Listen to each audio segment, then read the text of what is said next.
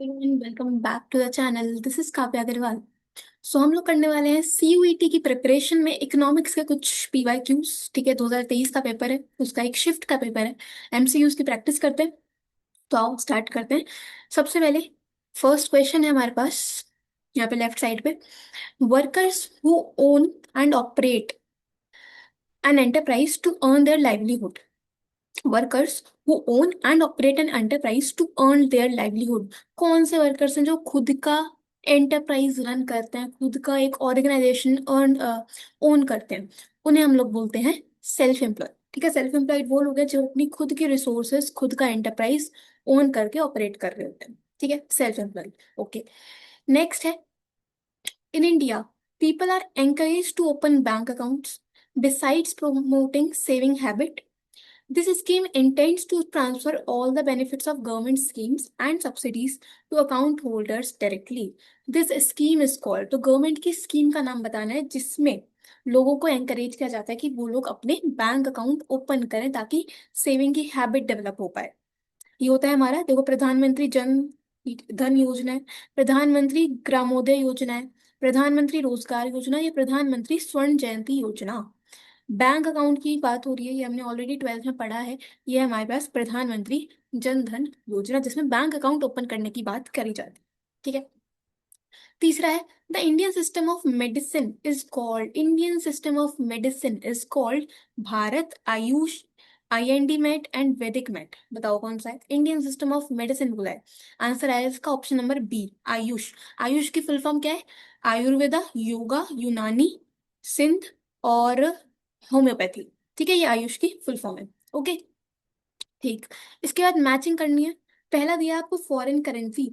तो foreign currency क्या है? देखो, increase in imports, increase in exports. Foreign exchange है price of foreign exchange. Foreign currency क्या होती है? बाहर की जितनी भी करेंसी है जिसको हम लोग फॉरेन एक्सचेंज बोलते हैं। तो ए का तो थर्ड आएगा, ए का थर्ड। ठीक है, सो ऑप्शन नंबर फर्स्ट और ऑप्शन नंबर थर्ड आंसर नहीं होगा। ठीक, इनको काट देते हैं पहले। इसके बाद एप्रिसिएशन ऑफ करेंसी। करेंसी की वैल्यू, हमारे इंडियन रुपीस की वैल्यू इंक्रीज हो रही है तो उससे इंपोर्ट्स बढ़ते हैं। ठीक है, इंपोर्ट्स बढ़ते हैं तो बी का फर्स्ट, बी का फर्स्ट यानी कि ऑप्शन नंबर डी हमारा आंसर बनेगा, बी का फर्स्ट। ठीक है, फॉरेन एक्सचेंज रेट क्या होता है? The price of foreign exchange. जो दूसरी करेंसी है उनका जो रेट होता है, जो उसका प्राइस होता है, उसको हम बोलते हैं फॉरेन एक्सचेंज रेट। और डेप्रीसिएशन की वजह से एक्सपोर्ट्स इंक्रीज होते हैं, सो डेप्रीसिएशन से increase in exports, option option number second. ठीक है, ओके, सो आंसर डी बना, राइट। चलो इसके बाद हमें बताना है, find out the correct statement from the following. Correct statement बताना है, दिया है externalities are included in national income. गलत, एक्सटर्नैलिटीज को तुम इंक्लूड ही नहीं करते। ठीक है, तो गलत है। Donations are a part of national income. क्या डोनेशंस नेशनल इनकम का पार्ट होते हैं? बिल्कुल नहीं, डोनेशंस तो ट्रांसफर इनकम है, ये भी नहीं होते। Final goods are included in national income. Yes, final goods को हम नेशनल इनकम में काउंट करते हैं। तो करेक्ट स्टेटमेंट हमें मिल गया option number C. Okay, next question number 6 है, हमें इसमें बताना है, इसका आधा क्वेश्चन देखो यहाँ पे है। हमसे पूछा है, choose the correct answer from the given options below. तो आपको करेक्ट स्टेटमेंट बताना है। तो देखो 5 स्टेटमेंट है, एक एक करके पढ़ेंगे। पहला दिया है, consumer may choose not to change consumption when income has changed then MPC equal to zero. मतलब क्या है कि जब इनकम चेंज होगा तो कंज्यूमर कंजम्पशन चेंज ही नहीं कर रहा, तो उस केस में एमपीसी जीरो होगा क्या? तो एमपीसी होता है delta C upon delta Y. अगर इनकम में चेंज आया बट कंजम्पशन में चेंज नहीं आया तो डेल्टा सी तो जीरो ही होगा, of course. Delta C zero होगा तो हमारा एमपीसी भी जीरो आएगा। तो ऑप्शन ए तो सही है, ऑप्शन ए तो सही है। ठीक, नेक्स्ट है, consumer may choose entire change in income then MPC equal to one. मतलब क्या है कि कंज्यूमर जो है जितना इनकम में चेंज आया है वो सारा का सारा कंजम्पशन में यूज कर देगा। मैं choose entire change in income, मतलब कि जितना डेल्टा सी है उतना ही डेल्टा वाई। तो क्या एमपीसी वन होगा? यस, एमपीसी वन होगा, ऑप्शन बी भी सही है। Consumer may choose not to change consumption income, consumer may choose not to change consumption, income has change then MPC equal to one. बोला क्या है कि इनकम चेंज हुआ है बट कंज्यूमर कंजम्पशन चेंज ही नहीं कर रहा, तो क्या एमपीसी वन होगा? गलत, क्योंकि एमपीसी तो जीरो होगा ना तब। ये गलत है। और ऑप्शन डी भी गलत है, मतलब ए और बी तो सही है, ए और बी सही है। ठीक है, अच्छा उसके बाद ई पॉइंट गिवन है, consumer may choose entire change in income then MPC equal to infinite. ये स्टेटमेंट भी गलत है क्योंकि एमपीसी की वैल्यू तो 0 से 1 के बीच में होती है, तो इनफाइनाइट तो हो ही नहीं सकती। तो बस दो स्टेटमेंट सही है, ए और B. Option number A is the answer, option number A. ठीक है, सिंपल। चलो, देन नेक्स्ट है, अगेन हमें करेक्ट स्टेटमेंट बताना है। तो दिया है production possibility curve is concave to its origin. Production possibility curve, ये आपने माइक्रो के चैप्टर 1 में पढ़ा होगा कि जो पीपीसी का कर्व है वो कॉनकेव बनता है। कॉनकेव यानी कि इस तरह से बनता है। यस, ऑप्शन ए सही है। ठीक है, ऑप्शन बी में ये थोड़ा सा चेंज करो, centrally planned economy. Centrally planned economy is free from use of money. जो सेंट्रली प्लान्ड इकोनॉमी होती है, मतलब जिसमें गवर्नमेंट का कंट्रोल होता है, क्या वो उसमें मनी का यूज होता ही नहीं है? दिस स्टेटमेंट इज रॉन्ग, क्योंकि मनी का यूज तो होगा, ट्रांजेक्शन तो आप मनी के थ्रू ही करोगे। तो ये स्टेटमेंट गलत है। Positive economics explain actual economic events. Positive economics से आप एक्चुअल में क्या इवेंट्स हुए हैं, एक्चुअल में क्या हुआ है वो शो होता है क्या? यस, सही है, ऑप्शन सी सही है। ये ऑप्शन सी सही है। तो इसी से आप चेक कर सकते हो कि हमारे पास ऑप्शन ए सही है, ऑप्शन सी सही है। ठीक है, price mechanism is found in market economy. Market economy क्या है? जिसमें डिमांड और सप्लाई के थ्रू प्राइस सेट किया जाता है। तो ये भी सही है एकदम। And India is a capitalist economy. No, India capitalist नहीं, मिक्स्ड इकोनॉमी है। तो ऑप्शन ई इज गलत। ठीक है, तो हमारे पास यहाँ पे ऑप्शन ए, सी और डी आर सही। ए, सी और D, option number B, option number B. ठीक है, देन नेक्स्ट है, China has relaxed one child norm policy nowadays due to which reason. China ने वन चाइल्ड पॉलिसी खत्म कर दी, किस रीजन की वजह से?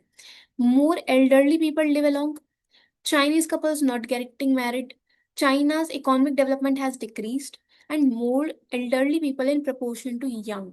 बताओ, चाइना ने वन चाइल्ड पॉलिसी खत्म क्यों करी थी? क्योंकि एल्डर पीपल का जो प्रोपोर्शन था वो बढ़ गया था as compare to younger people. तो option number D, option number D. ठीक, देन मैचिंग है। देखो, सबसे पहले एक्स एंट कंजम्पशन बोला है। एक्स एंट का मतलब होता है प्लान्ड। ठीक है, प्लान्ड कंजम्पशन। तो ए का तो आएगा थर्ड। ठीक है, एक्स एंड सेविंग्स का मतलब प्लान्ड सेविंग्स, तो बी का फर्स्ट। ए का थर्ड, बी का first, option number B answer आएगा। ठीक है, इसके बाद एक्स पोस्ट इन्वेस्टमेंट यानी कि एक्चुअल में कितना इन्वेस्टमेंट किया, यानी कि रियलाइज्ड इन्वेस्टमेंट, तो सी का फोर्थ। और एक्स पोस्ट कंजम्पशन यानी कि एक्चुअल में कितना कंजम्पशन किया, सो एक्चुअल कंजम्पशन, डी का सेकेंड, डी का सेकेंड। ठीक है, okay, then central bank performs the following functions. Central bank performs the following functions. देखो, आपको 5 पॉइंट्स के मैंने, सबसे पहले बैंकर टू द पब्लिक। क्या central bank as a banker काम करता है टू द पब्लिक? गलत, क्योंकि पब्लिक के संग तो कमर्शियल बैंक डील करते हैं, सेंट्रल बैंक नहीं करता, तो ये तो गलत है। Banker to the bank, yes. Banker to the government, yes. Lender of the last resort, yes. तो option B, C, D are correct. ठीक है, इसके बाद इशूज 1 रुपी कॉइन्स, तो ये भी गलत है क्योंकि 1 rupee coins central bank issue नहीं करता। तो बस ऑप्शन बी, सी और D are correct, option B, C and D. ठीक है, डन। देन इसके बाद नेक्स्ट है हमारे पास, A tax that acts as an automatic stabilizer। Economy को स्टेबल करने के लिए कौन से टाइप का टैक्स है जो यूज किया जाता है? A shock absorber, because it makes disposable income spending less prone to fluctuation in GDP, the tax is called. हमें बताना है कि कौन से टाइप का टैक्स है जो इकोनॉमी को स्टेबल रखने में हेल्प करता है, कि एकदम से चीजें फ्लक्चुएट नहीं होंगी। तो वो कौन सी टाइप का टैक्स होता है? देखो, sales tax, income tax, gift tax या फिर एक्साइज ड्यूटी। आंसर आएगा इनकम टैक्स। ठीक है, डिस्पोजेबल इनकम से रिलेटेड कौन सा है? Income tax, income tax. ठीक, अच्छा जी, इसके बाद possibility of using small scale industries in India for promoting rural development is immense. Small scale industries are characterized by which technique. हमें बताना है जो एसएसआई है उनमें कौन सी टेक्निक यूज होती है? Capital intensive, labour intensive, government intensive या फिर land intensive? Because small scale industry है, लोग ज्यादा होते हैं तभी तो एम्प्लॉयमेंट बढ़ेगा। So it's a labour intensive industry. ठीक है, हमारे पास स्मॉल स्केल इंडस्ट्री में लेबर इंटेंसिव टेक्निक यूज होती है, ज्यादा लेबर यूज होता है। ओके, देन नेक्स्ट है, नेक्स्ट है आपके पास, for deficit reduction for deficit reduction arrange the following in the correct sequence. Deficit कम करने के लिए हमें सीक्वेंस में अरेंज करना है। तो दिया है deficit budget, increase the tax, calculation of receipts and expenditure, frame policy to balance the budget and expenditure is more than receipts. थोड़ा सा गेस वर्क करते हैं। देखो सबसे पहले अगर हमें डेफिसिट रिडक्शन करना है तो सबसे पहले तो हम लोग रिसीट्स और एक्सपेंडिचर कैलकुलेट करें। ठीक है, सबसे पहले तो कैलकुलेशन होगी रिसीट्स और एक्सपेंडिचर की। तो सबसे पहले तो सी आएगा। अब ऑप्शंस में से सबसे पहले सी तो एक ही में आ रहा है, ऑप्शन नंबर ए। तो यही आंसर बनना चाहिए। ठीक है, अब इसका सीक्वेंस चेक करो। पहले सी हो गया, उसके बाद हम देखेंगे कि जो एक्सपेंडिचर है वो ज्यादा है as compare to receipts. Expenditure is more than receipts. ठीक है, सो डेफिसिट बजट हो जाएगा। तो सी के बाद ई और उसके बाद ए, क्योंकि एक्सपेंडिचर ज्यादा है। ठीक है, देन हम लोग क्या करेंगे, पॉलिसी फ्रेम करेंगे जिससे हम बजट को बैलेंस कर पाए। पॉलिसी फ्रेम कर ली, और लास्ट में हम लोग टैक्सेस बढ़ा देंगे ताकि हमारा बजट कम जो डेफिसिट है वो कम हो पाए। ठीक है, तो आपका सीक्वेंस यही बनेगा, CEA DB। Okay, CEADB, right. चलो इसके बाद नेक्स्ट क्वेश्चन है हमारे पास। The problem of what to produce in an economy is related with. देखो व्हाट टू प्रोड्यूस का मतलब है कि हमें क्या प्रोड्यूस करना है और कितना प्रोड्यूस करना है। ठीक है, the quantity of many possible goods and services that the economy will produce. Quantity का मतलब how much. What to produce में हम दोनों चीजों की भी बात करना है कि क्या प्रोड्यूस करना है और कितना प्रोड्यूस करना है, क्वांटिटी कितनी रहेगी। तो ऑप्शन ए ही आंसर बनेगा। ठीक है, क्वांटिटी जितना हमें प्रोड्यूस करना है that is what to produce. ठीक है, technology to be use for the production of goods and services, इसकी बात व्हाट टू प्रोड्यूस में नहीं होती है। डिस्ट्रीब्यूशन की बात भी व्हाट टू प्रोड्यूस में नहीं होती। एंड रिसर्च एंड डेवलपमेंट की बात भी व्हाट टू प्रोड्यूस में नहीं होती है। तो ऑप्शन ए हमारा करेक्ट आंसर यहाँ पे मिल गया। ठीक है, देन नेक्स्ट है question number 15। From following are the various economic policies came in to being from time to time, arrange them in chronological order. तो सबसे पहले तो आपको ईयर यहाँ पे लिख लेने चाहिए, तभी हम अरेंज कर पाएंगे। देखो प्लानिंग कमीशन आया था 1950 में। ठीक है, न्यू इकोनॉमिक पॉलिसी आई 1991 में। इंडस्ट्रियल पॉलिसी रेजोल्यूशन दो बार आया था, एक तो 1948 और एक 1956, तो दोनों लिख लेते हैं।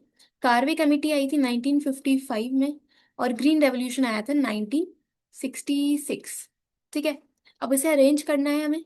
सो इसका सीक्वेंस देखो क्या बनेगा हमारे पास। सबसे पहले देखो इंडस्ट्रियल पॉलिसी रेजोल्यूशन 1948 अगर हम लेते हैं तो सी से ही स्टार्ट होना चाहिए। ठीक है, तो देखो सबसे पहले हम ले रहे हैं 1948 वाला IPR, तो ऑप्शन बनेगा सी, उसके बाद डी, देन ई। नहीं, गलत कर दिया। पहले आएगा सी, इंडस्ट्रियल पॉलिसी 1948। इसके बाद हम डालेंगे प्लानिंग कमीशन 1950। देन हम डालेंगे कार्वे कमिटी, ऑप्शन डी, 1955। इसके बाद ग्रीन रेवोल्यूशन 1966, और लास्ट में न्यू इकोनॉमिक पॉलिसी 1991। तो CADEB अगर ये ऑप्शन होता है तो बढ़िया है। CADEB, देखो ये रहा ऑप्शन नंबर बी, CADEB। ठीक है, CADEB। ओके, ठीक है। सो आपको देखना पड़ेगा कि यार इसमें कौन सा ईयर हमें लेना है, 1948 या 1956। जो ऑप्शंस गिवन है उसमें हमने 1948 लेके ही करना पड़ा है। अगर हम 1956 लेके करते हैं तो देखो आपको आंसर बनेगा 1956। अगर मैं IPR ले रही हूँ तो आंसर क्या बनेगा, आंसर बनेगा मेरा सबसे पहले, मेरा आंसर बनेगा सबसे पहले डी, कार्वे कमेटी। उसके बाद सी, इंडस्ट्रियल पॉलिसी रेजोल्यूशन। नहीं, फिर गलत कर दिया मैंने, अरे यार रुक जाओ। सबसे पहले आएगा प्लानिंग कमीशन, प्लानिंग कमीशन ए, देन डी, देन सी, देन ई और देन बी। तो ADCEB, ADCEB, ADCEB। देखो ऐसा कोई ऑप्शन ही नहीं है, ऐसा कोई ऑप्शन ही नहीं है। इसलिए हमने 1948 IPR को कंसीडर करते हुए आंसर करा है। तो ये थोड़ा सा आपको दिमाग लगा के सोचना पड़ेगा, क्योंकि IPR दो बार आया था ना, तो ये 1948 वाला लेके हुआ है। ठीक, चलो देन नेक्स्ट है मार्केटेबल सरप्लस क्या होता है। तो मार्केटेबल सरप्लस होता है कि आप सेल्फ कंजम्पशन के बाद मार्केट में कितना बेच पा रहे हो, सरप्लस। ठीक है, सो additional proportion of the produce which is sold in the market by the farmers. Simple चीज, जो भी प्रोड्यूस आप मार्केट में बेच रहे हो that is marketable surplus, option D. ठीक है, बाकी ऑप्शंस भी रीड कर लेना एक बारी। Okay, then if the consumption function is C equal to 50 plus 0.35, saving function कितना होगा। तो सेविंग फंक्शन होगा माइनस का 50 प्लस 0.3 की जगह हम डालेंगे 0.75। Okay, so -50 plus 0.75। Option number B, right. ठीक है। देन नेक्स्ट है, मैच द फॉलोइंग। दिया है income increases, quantity of goods increases. तो बेसिकली डिमांड का क्वेश्चन है कि जैसे जैसे आपकी इनकम बढ़ती है, हम डिमांड भी बढ़ा देते हैं कौन से गुड्स की। तो देखो, अलग अलग गुड्स के मैंने सब्स्टिट्यूट, नॉर्मल, कॉम्प्लीमेंट्री या इंफीरियर। तो जैसे जैसे इनकम बढ़ती है, हम कौन से गुड्स की डिमांड बढ़ाएंगे, वो होते हैं हमारे normal goods. Normal goods income बढ़ेगी तो डिमांड भी बढ़ाएंगे। ठीक है, तो ए का तो सेकंड, ठीक है, ए का सेकंड। तो आंसर आपका बनेगा ऑप्शन नंबर वन, ए का सेकंड, राइट। इसके बाद नेक्स्ट है, income increases, quantity of goods decreases. Income बढ़ रही है लेकिन हम डिमांड कम कर रहे हैं, तो वो होते हैं हमारे इंफीरियर गुड्स, क्योंकि उनकी क्वालिटी लो होती है। तो अगर आपकी इनकम बढ़ेगी ना, तो हम गुड्स की डिमांड कम कर देंगे। ठीक है। अच्छा, कंज्यूमर गुड्स कंज्यूम्ड टुगेदर। कौन से गुड्स हैं जो एक साथ कंज्यूम करे जाते हैं, वो होते हैं कॉम्प्लीमेंट्री गुड्स। कॉम्प्लीमेंट्री गुड्स एक साथ यूज करोगे। Increase in price, other good quantity increases. अगर गिवन गुड की प्राइस बढ़ जाती है, मान लो टी और कॉफी है, दोनों सब्स्टिट्यूट है, टी का अगर प्राइस बढ़ेगा तो उस केस में कॉफी की डिमांड बढ़ जाएगी। तो ये होते हैं हमारे सब्स्टिट्यूट गुड्स। सब्स्टिट्यूट गुड्स, तो सी का फर्स्ट, सी का फर्स्ट। ठीक है, तो हमने आंसर ऑलरेडी कर दिया था, राइट। बेसिकली आपको पूरा इतना सोचने की जरूरत ही नहीं है। अगर आपको एक का आंसर एकदम 100% पता है और ऑप्शन में आपको दिख रहा है, तो आप टिक कर सकते हो, है ना। वो तुम्हें समझाने के लिए टाइम लगा रही हूँ, अदरवाइज एग्जाम में आपको इतना टाइम लगाना भी नहीं है, ना टाइम मिलेगा इतना। ठीक। चलो, इसके बाद, in all the three methods of calculating national income, expenditure income और value add method, the national income remains the same. तीनों ही मेथड से जो नेशनल इनकम आता है वो सेम होता है। इसके पीछे रीजन क्या है? इसके पीछे रीजन होता है हमारा सर्कुलर फ्लो ऑफ इनकम। ठीक है, सर्कुलर फ्लो ऑफ इनकम की जितना प्रोडक्शन होगा उतनी ही इनकम हो रही है और उतना ही खर्चा हो रहा है। ये सर्कुलर फ्लो ऑफ इनकम का एक समरी है ना। तो वही हमारे तीनों मेथड भी वहीं से निकल के आते हैं। तो circular flow of income, okay जी। देन इसके बाद, ये हमारा सिलेबस में नहीं है। Firms spend money for giving on the job training to their workers to enhance. On the job training के दौरान जो फर्म्स हैं, वो वर्कर्स पे मनी स्पेंड करते हैं। क्यों करते हैं? लीगल कंपल्शन है? नहीं। Firm has more money? नहीं। लेबर प्रोडक्टिविटी के लिए? यस, लेबर प्रोडक्टिविटी बढ़ाने के लिए हम लोग क्या करते हैं, मनी स्पेंड करते हैं। ठीक है। The ability of environment to absorb degradation. Environment की एबिलिटी कि वो डिग्रेडेशन को एब्सॉर्ब कर पा रहा है, इसको हम बोलते हैं environment capacity, carrying capacity, absorptive capacity या ecological capacity. Answer will be absorptive capacity. क्या डिग्रेडेशन आपने मतलब, एनवायरमेंट जो है वो डिग्रेडेशन को एब्सॉर्ब कर पा रहा है, उसकी एबिलिटी, एब्सॉर्प्टिव कैपेसिटी। ठीक है। देन नेक्स्ट है, in mountainous regions, streams can be found almost everywhere. Energy of such streams to move small turbine generate electricity. They are called. Environment का क्वेश्चन है कि माउंटेनियस रीजन्स में हम streams, नदियां देख सकते हैं ना, तो उन स्ट्रीम्स के थ्रू इलेक्ट्रिसिटी जनरेट होती है। इसको हम क्या बोलेंगे? इसको हम लोग बोलेंगे mini hydel plants. Mini hydel plants, ठीक है, ये पॉइंट पढ़ा है। ओके। देन नेक्स्ट है, utility of a commodity is it's want capacity. एक कमोडिटी की यूटिलिटी उसकी वांट कैपेसिटी होती है। The utility can be expressed in terms of numbers. हम यूटिलिटी को, कि एक कमोडिटी हमें कितना बेनिफिट दे रही है, कितना सेटिस्फैक्शन दे रही है, उसको हम नंबर्स में मेजर कर सकते हैं। इस एनालिसिस को हम क्या बोलते हैं? इस एनालिसिस को हम बोलते हैं कार्डिनल यूटिलिटी एनालिसिस, जिसमें हम नंबर्स की फॉर्म में जो हमारी यूटिल्स के फॉर्म में हमारी सेटिस्फैक्शन को मेजर करते हैं। ठीक है, कार्डिनल। और ऑर्डिनल के केस में हम लोग रैंक्स देते हैं, रैंक्स। ठीक है। फिर इसके बाद अगेन देखो, अरेंज करना है हमें on the basis of the years. तो सबसे पहले डीमोनेटाइजेशन है, 2016 में आया। कोविड पैंडेमिक आया 2020 में। Goods and services act 2017। ठीक है। देन इसके बाद Mahatma Gandhi national rural employment guarantee act 2005।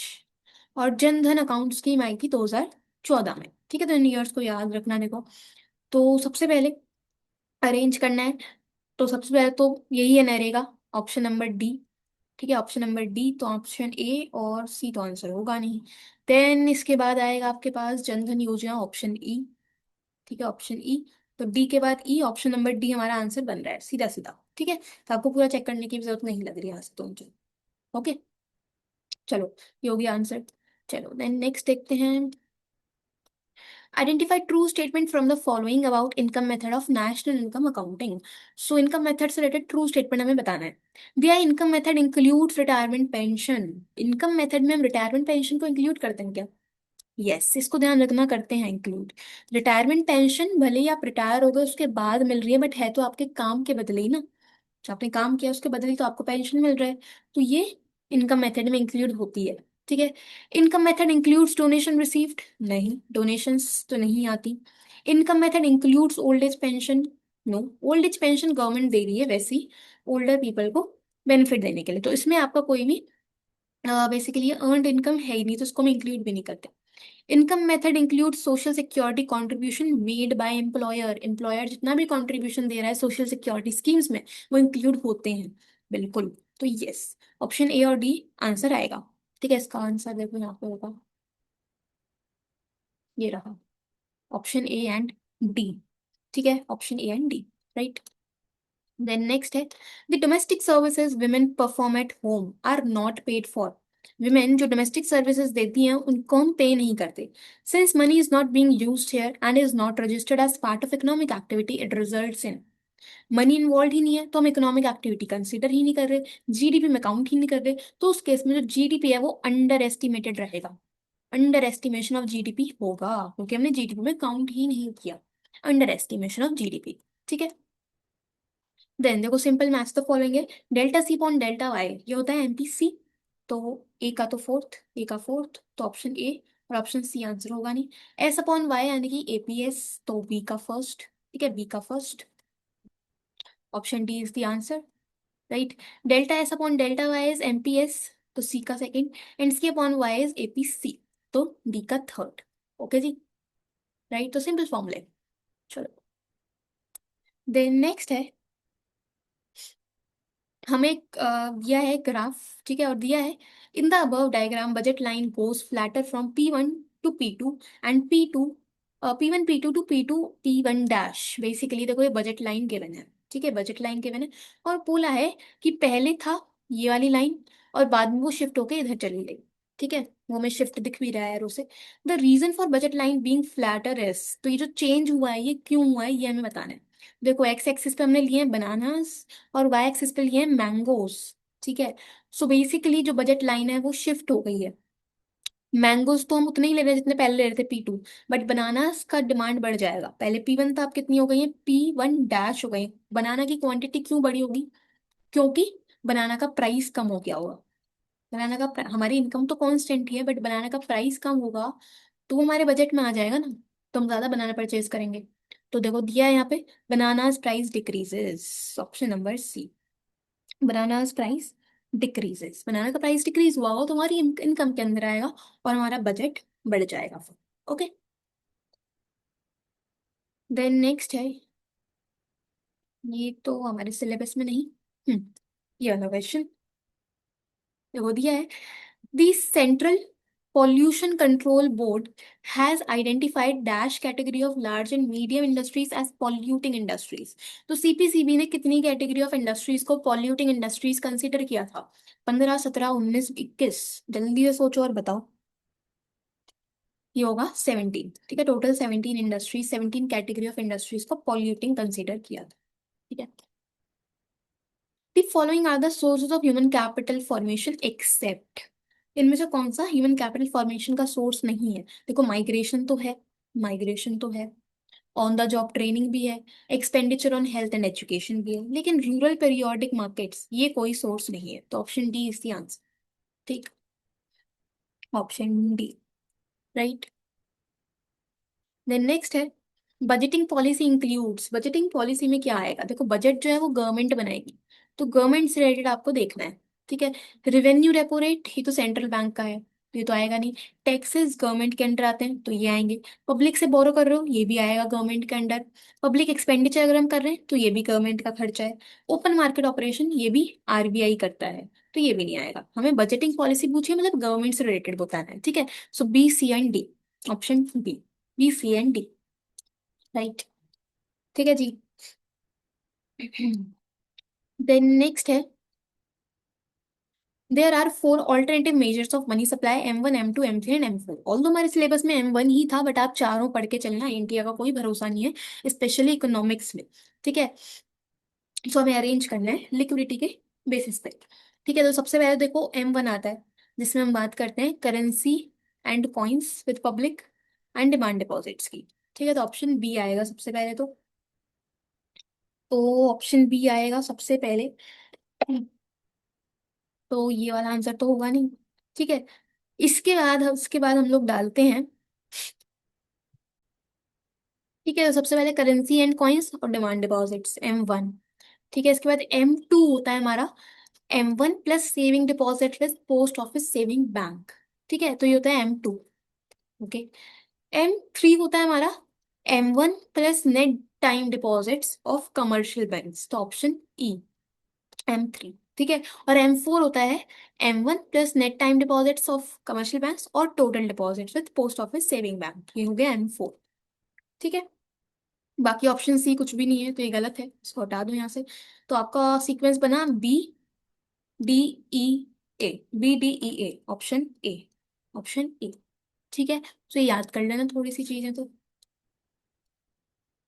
Then next है इसके बाद, this demand is more than the level of output produced at full employment level. This situation is called excess demand which leads to. Excess demand से क्या होता है? Inflation, deflation, equilibrium या disequilibrium. Excess demand की वजह से होगा inflation, महंगाई बढ़ेगी, इन्फ्लेशनरी गैप अराइज होता है, याद है आपको? वही चीज है। ओके, देन नेक्स्ट है, what was concerned with the reforms in the government's taxation and public expenditure policies? Government के टैक्सेशन और पब्लिक एक्सपेंडिचर पॉलिसी किससे रिलेटेड है? Physical policy, monetary policy, direct tax या इनडायरेक्ट टैक्स? देखो, taxation और खर्चे दोनों की बात हो रही है, तो ये फिजिकल पॉलिसी से रिलेटेड होता है। गवर्नमेंट की policy is physical policy, option A. ठीक है जी, देन नेक्स्ट है फर्म ए और फर्म बी, हमें बताया है, और आपको सेल गिवन है, इंटरमीडिएट कंजम्पशन गिवन है, वैल्यू गिवन है, वैल्यू एडेड। ठीक है, तो देखो, ए का सेल है 200, इंटरमीडिएट है 0, तो 200 minus 0 is 200, value addition. B का कितना आएगा? 500 माइनस एक्स, 500 माइनस एक्स। ठीक है, जीडीपी गिवन है 600, हमें इंटरमीडिएट कंजम्पशन बनाना है बी का। जीडीपी कैसे आता है? दोनों के वैल्यू एडिशन को टोटल कर दो, so 200 plus 500 minus X equal to 600। हमने दोनों के वैल्यू एडिशन को टोटल किया, इक्वल में 600 डाला, तो ये हो गया 700 माइनस एक्स इक्वल टू 600। तो आपके पास एक्स आ जाएगा 100, यानी कि intermediate consumption is 100, option number A, option number A. ठीक है, देन नेक्स्ट है, match the following capital expenditure. So capital expenditure क्या होता है? कैपिटल एक्सपेंडिचर है, रेवेन्यू एक्सपेंडिचर है, रेवेन्यू रिसीट्स है और फिस्कल डेफिसिट है। तो फिस्कल डेफिसिट देखो हमारा जो है बोरोइंग्स के इक्वल ही होता है, तो डी का तो फर्स्ट, डी का फर्स्ट, डी का फर्स्ट दो ऑप्शंस में है, तो ऑप्शन ए और ऑप्शन बी तो आंसर होगा नहीं। ठीक है, रेवेन्यू रिसीट्स की अगर हम बात करें, रेवेन्यू रिसीट्स, तो रेवेन्यू रिसीट्स में नॉन टैक्स रेवेन्यू में हमारा एसचीट्स आते हैं, तो सी का सेकंड, सी का second.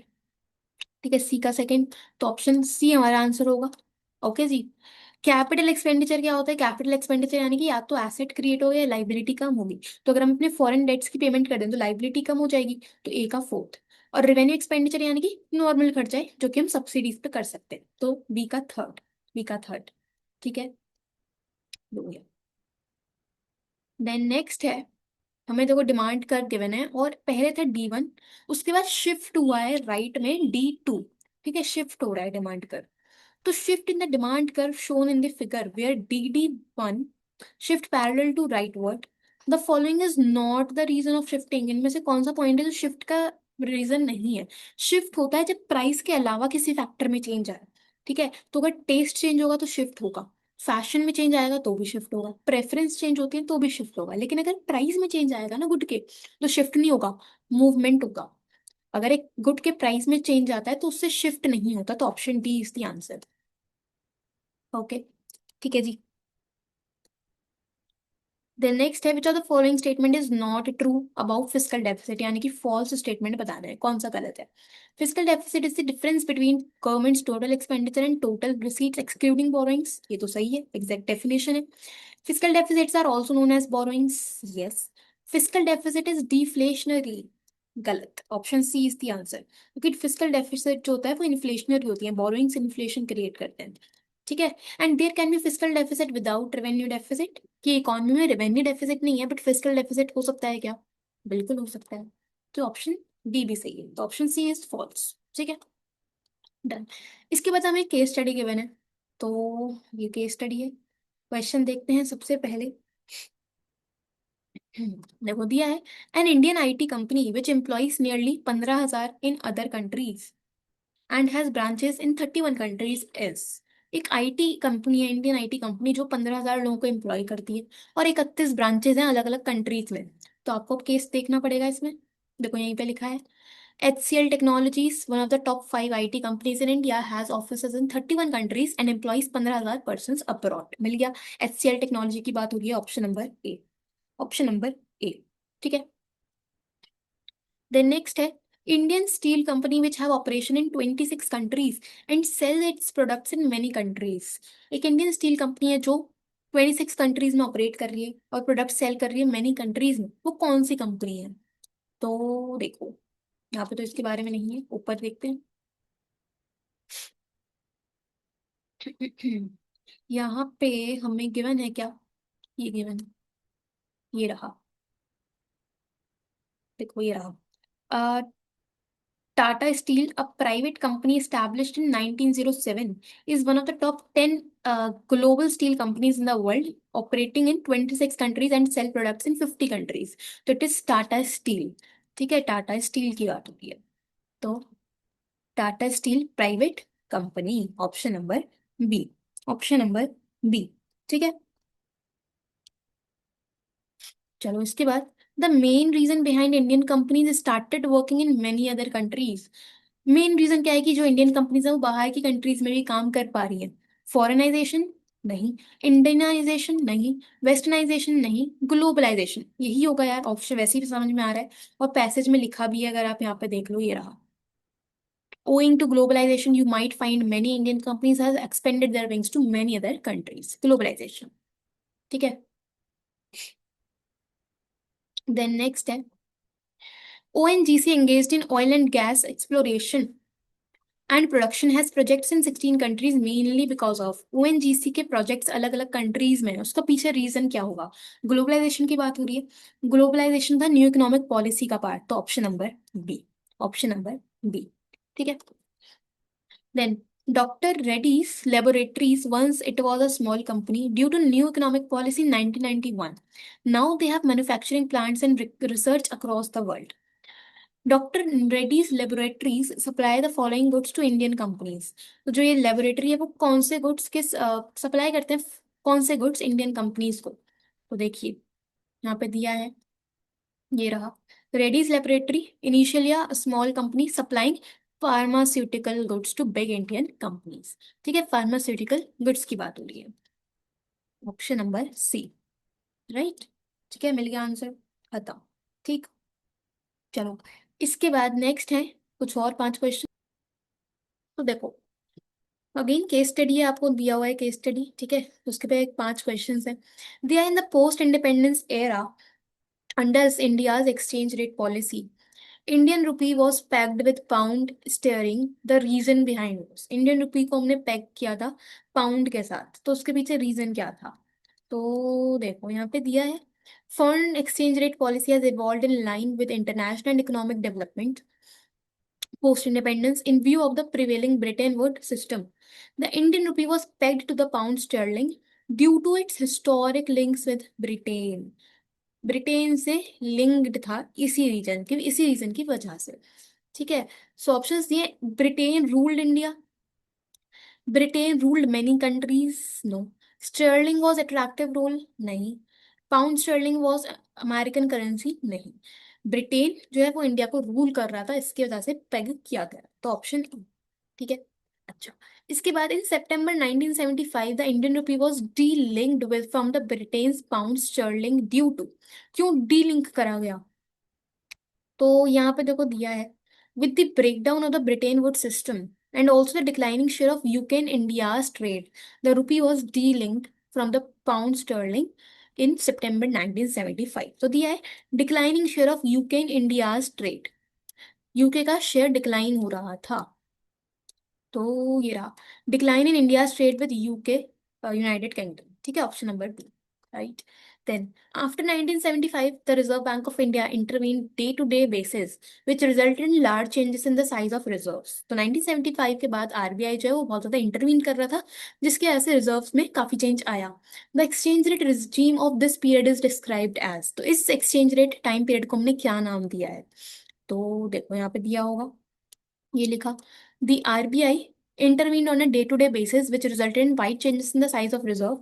This exchange rate regime can be described as adjustable nominal peg with a band. Adjustable, ठीक है, मिल गया आंसर।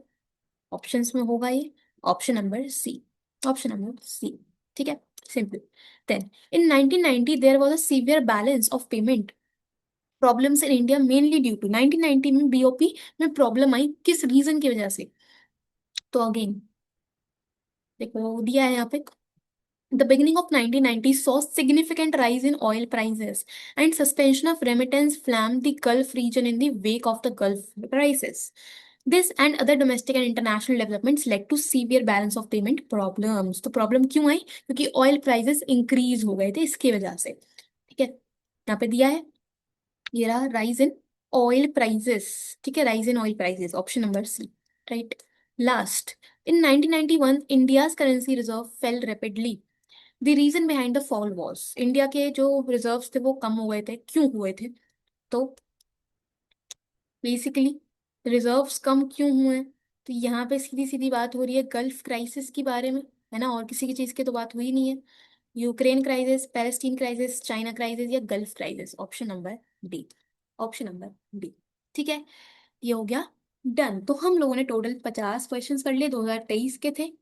ऐसे ही बहुत सारे क्वेश्चंस और भी हैं अभी, तो जितने मैक्सिमम हो पाएंगे उतने हम करेंगे।